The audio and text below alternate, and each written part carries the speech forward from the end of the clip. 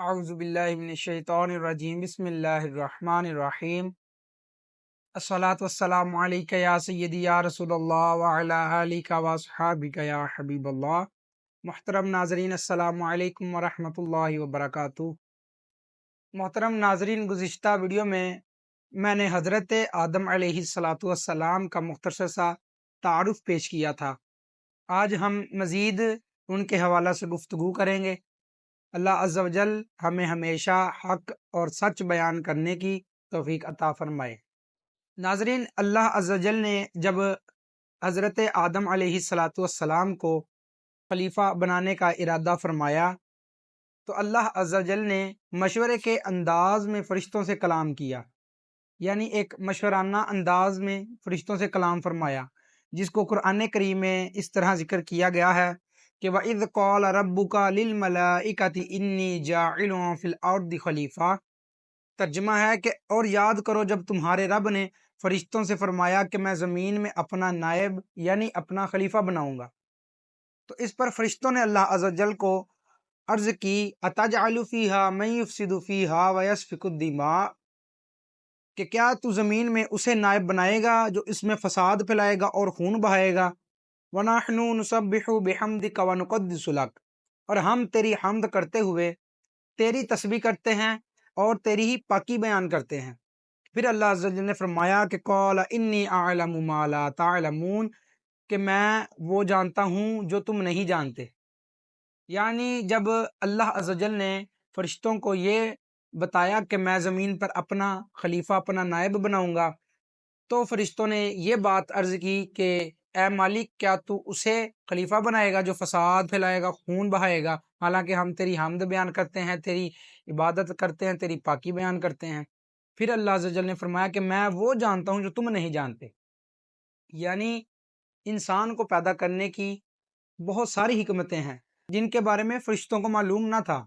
तो अल्लाह अज़्ज़ा वजल ने फरमाया कि बेशक मैं वो जानता हूँ जो तुम नहीं जानते। तो फिर खलीफा बनाने की क्या हिकमत थी?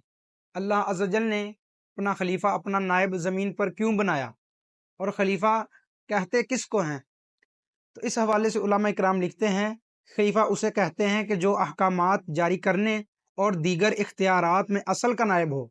यानी कि खलीफा उसे कहते हैं कि जो अहकामात को जारी करने में नायब होता है और इख्तियारात में असल का नायब होता है, यानी ये नायब के तौर पर इसको मुकर्रर किया जाता है।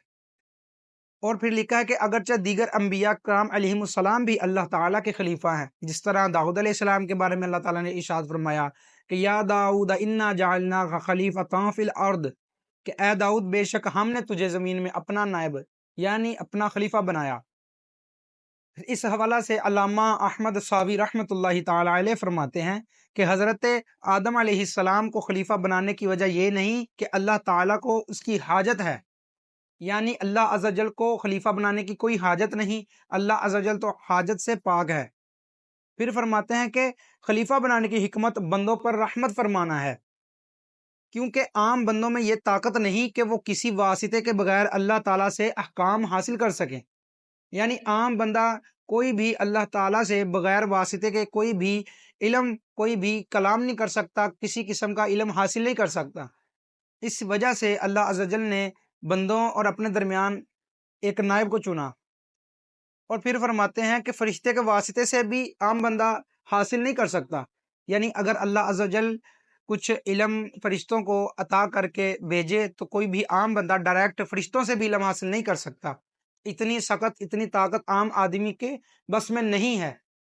तो फिर फरमाते हैं इसलिए अल्लाह ताला ने अपने और इंसानों के दरमियान एक खलीफा बनाया जिसका नाम नबी और रसूल रखा, यानी अंबिया और रसूल, और ऐसी सलाहियत अता फरमाई कि वो फरिश्तों के वास्ते से यहाँ बराह रास्त अल्लाह ताला से अहकाम हासिल करके इंसानों तक पहुँचा सकें। लिहाजा इंसानों में से ही रसूलों और नबियों को खलीफा बनाकर भेजना अल्लाह तबारिक व तआला की रहमत, लुत्फ़ और एहसान है। यानी अल्लाह अज़्ज़ा वजल ने अंबिया को खलीफा इस वजह से बनाया कि आम लोगों तक अल्लाह अज़्ज़ा वजल अपने अहकामात को पहुँचा सके। जो अल्लाह अज़्ज़ा वजल ने हम पर और गुज़िश्ता उम्मतों पर अहकामात को नाजिल फरमाया انہیں کسی واسطے سے اللہ عز و جل لوگوں تک پہنچا سکے، ہم تک پہنچا سکے۔ یہ ایک بڑی حکمت اور اللہ تبارک و تعالیٰ کا احسان تھا ہم پر، جو اللہ تبارک و تعالیٰ نے انبیاء کو ہم پر مبعوث فرمایا، اور بالخصوص امت محمدیہ پر اللہ عز و جل کا کروڑوں کروڑ احسان ہے۔ جتنا بھی اللہ عز و جل کا شکر ادا کرے اتنا ہی کم ہے کہ اللہ عز و جل نے ہم پر پیارے آقا علیہ الصلوۃ والسلام اپنے پیارے محبوب کو نازل فرمایا۔ اللہ عز و جل کی بارگاہ میں دعا ہے کہ اللہ عز و جل ہمیں ہمیشہ دین متین کی خدمت کرتے رہنے کی اور حق راستے پر چلتے رہنے کی توفیق عطا فرمائے۔ السلام علیکم ورحمۃ اللہ وبرکاتہ۔